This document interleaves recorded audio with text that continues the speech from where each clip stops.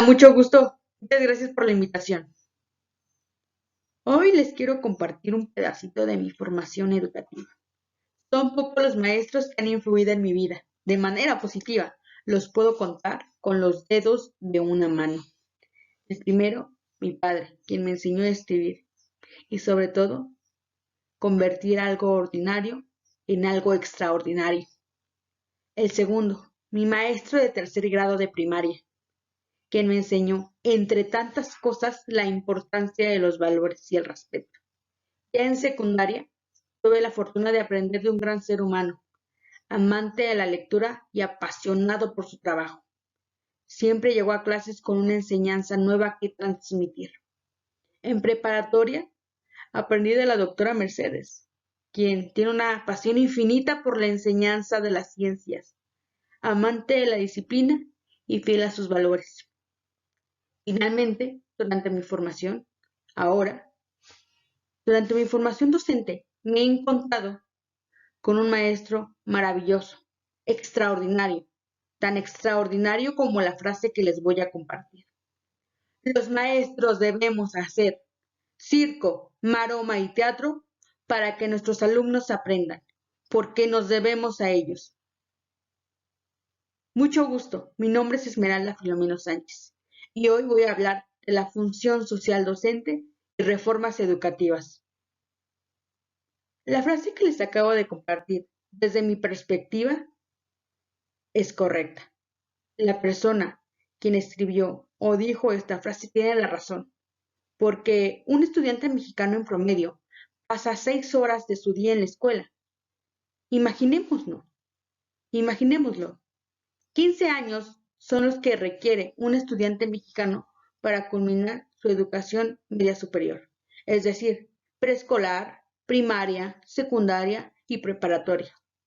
Haciendo cuentas en promedio, por lo menos, son 21.600 horas que un estudiante mexicano le dedica a la educación, y solo en la educación básica. Esto nos da a los docentes una gran responsabilidad, la responsabilidad de actualizarnos constantemente, tener capacidades, actitudes y aptitudes para lograr conocimientos o habilidades complementarias, que si bien estas habilidades se incluyeron en artículos de la Ley de Servicio Profesional Docente durante el sexenio de Enrique Peña Nieto en 2018, los docentes ya aplicaban esto años anteriores. ¿Por qué? Ahora lo veremos. Es necesario dejar en claro que los docentes son trascendentales para nuestra sociedad, pues cumplen una función social clave: formar, enseñar y transmitir un conocimiento. Bien dice Francisco Mora: el maestro es la joya de la corona de un país. Es su humanidad lo que puede transmitir. Su labor trae consigo una serie de características que pueden parecer desapercibidas para la mayoría de nosotros, pero lo cierto es que se pasan la mayor parte de su vida planeando las clases, diseñando estrategias de aprendizaje, crean y utilizan múltiples herramientas y materiales, adaptan los contenidos al contexto, hacen un seguimiento continuo y personalizado de cada alumno e incluso muchas veces el docente conoce mejor al estudiante que los propios padres de él mismo.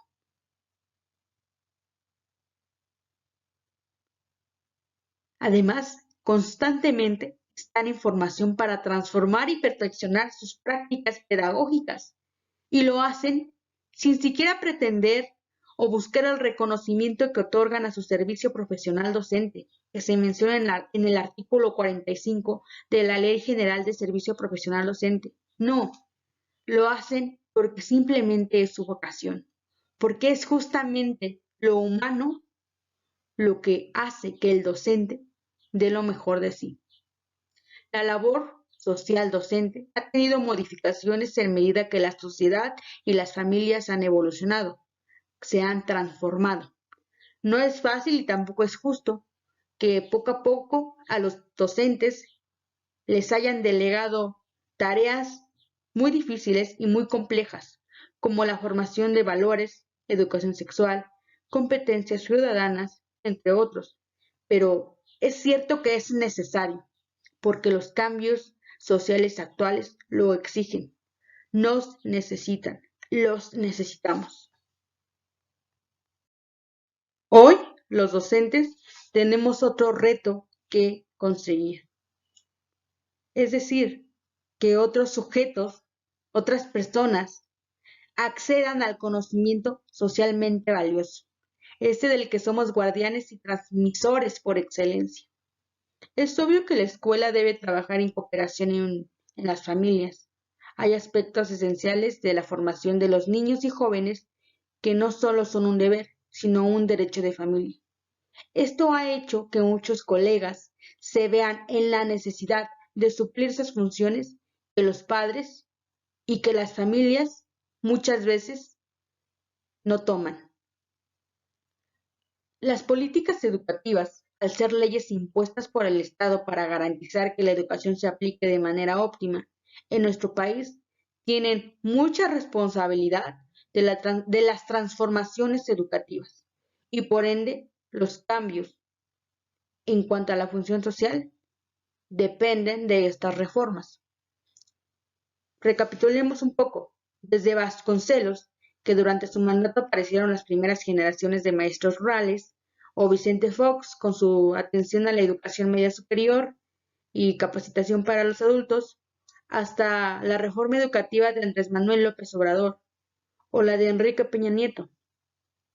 El actual presidente de los Estados Unidos mexicanos eliminó la reforma educativa impuesta en el sexenio de Peña Nieto, basándose en que la educación es un derecho y no un privilegio de unos cuantos. Para finalizar, sabemos que los programas y planes de estudio se fundamentan en las competencias, van dirigidos a un enfoque competencial, y este enfoque surgió en los años 60 aproximadamente en Francia, pero no fue hasta en 2001 que algunas universidades mexicanas lo incluyeron como parte de su plan de estudios. Es decir, nos podemos dar cuenta que está desfasado, está desactualizado, no es nada innovador.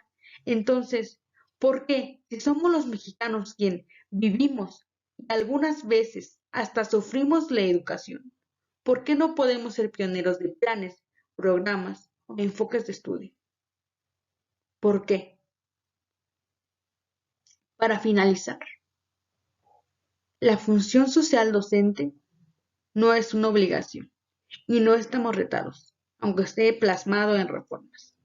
Ha sido nuestra parte humana la que ha asumido esta función docente. Nuestra ética profesional es la que nos ha delegado estas tareas. ¿Por qué? Porque pertenecemos a esa sociedad que queremos cambiar, porque nos beneficia o perjudica cualquier cambio que se haga, porque son nuestros hijos, nuestros hermanos, nuestra familia, quien padece los cambios que hagamos o no hagamos como docentes en el contexto. Porque un buen docente crea esperanza, enciende la imaginación, propicia el amor hacia uno mismo y hacia los demás, pero también origina el amor al conocimiento. Muchas gracias.